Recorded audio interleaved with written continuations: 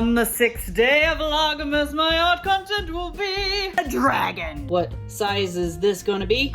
Gonna be a huge dragon. Alignment or typical alignment. Lawful evil. Merry Christmas, adult green dragon. What can I say about dragons? They are my absolute favorite. I like how Dungeons & Dragons handles dragon abilities. They're inherently magical creatures known to every plane of existence, every kind of setting, but they're not just beasts, and they're highly intelligent with their own motivations and timeline concerns.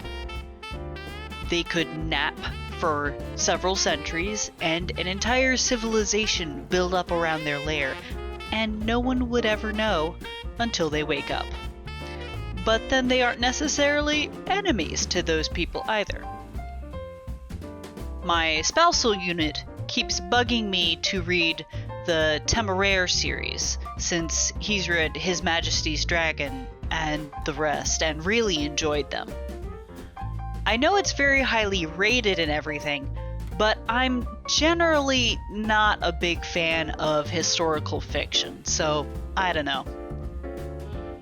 I'll probably cave in this year and read them since we already have the audiobooks, and my day job is generally one where I can listen to stuff most of the day. Sometimes I can zone out at work and power through an entire book if the writing and plot are simple enough, but it really depends on what my workload is and what the book is like. Like, I've tried powering through the unabridged Count of Monte Cristo, but some of those characters are awfully draining for a moralistic person. Which they kind of have to be for a story like that, or else that kind of extreme revenge just wouldn't work. But since I tend towards lighter stuff with not nearly as many intense characters, it was a lot. It was also 52 hours long. So after a couple hours of hating the experience, I put a bookmark in the Count of Monte Cristo and haven't picked up historical fiction since. According to Goodreads, this year I have read 52 books in total. Most of that was binging audiobooks at work and finding a series I really latched onto that was available through Hoopla, which is my library's audiobook app. Let's call this series Fireplane Gentleman by Dixie Rubin. But canker ankles, the last few books of that series are not adapted to audio yet. It's very, very maddening. It was like running into a brick wall with a blindfold. I didn't see it coming, but I should have. But there are plenty of other gems to be found for free, and even more gems that aren't free that I will maybe suck up and get on Audible. Strange anecdote for Fireplane Gentleman. It's a super hyped series, and I just wanted to see what it was like. But like I did with Homestuck many years ago, I started off slow and trepidatious, but then 3 weeks later, I was up to my sleep-deprived eyeballs in character admiration. Like, sure, okay, they have a lot of mind-blowing sex, that's fine. Is she going to swallow her pride? Is he going to try eating eggs? What about getting stranded in the storm? What's the deal with that other person getting set up for the next book? And all that. Dixie Rubin is really great at writing characters. And like a lot of characters. But then I found one where the male lead perfectly described my cousin.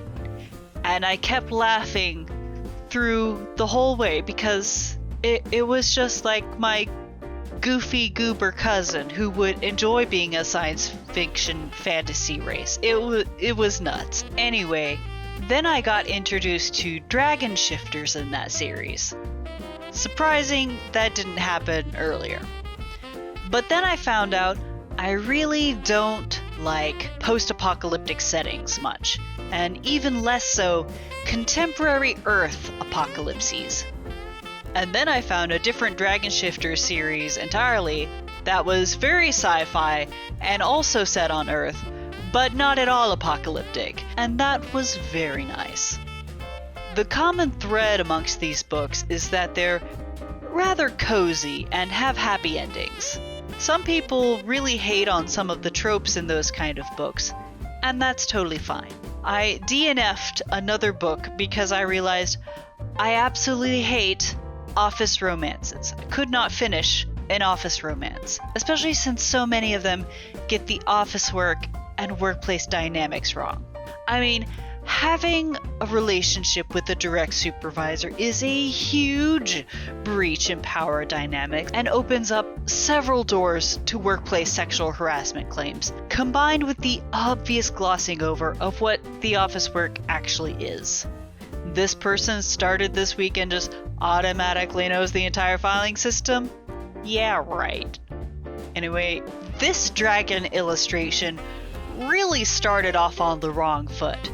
I got caught up in the new brushes and tried monochromatic colors right out of the gate, but I didn't have a tight line art sketch to build from and not a strong sense of lighting, and texture just isn't going to pull that through. This is exactly the opposite of how I normally do illustrations, where I start with tightening up my sketch, then do a values first approach. Something like an underpainting, if you're familiar with classical oil painting techniques. From there, I'd add in colors and maybe work in texture. I'm still not that great with texture, really. It's been kind of a whole experiment for this year since I got the mobile art studio. But yeah, I got lost in the sauce, I guess, and went back a few steps. I ended up blocking in shadows with a complementary color and kind of salvaged it, I think.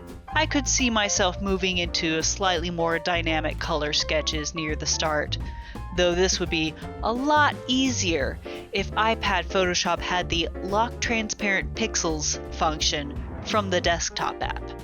Recoloring on iPad Photoshop is a real pain in the tail. I guess another thing that would be helpful is doing a basic artist process analysis. Taking a good hard look at one particular artist, their style, and doing a detailed breakdown of their process to achieve that style, and then doing a study piece using that process to try to recreate that style. Which reminds me that Frank Frazetta Big Fancy Collector's book is open for pre-orders now. It's definitely an old school approach, but pretty much the best way to understand another artist's practical approach.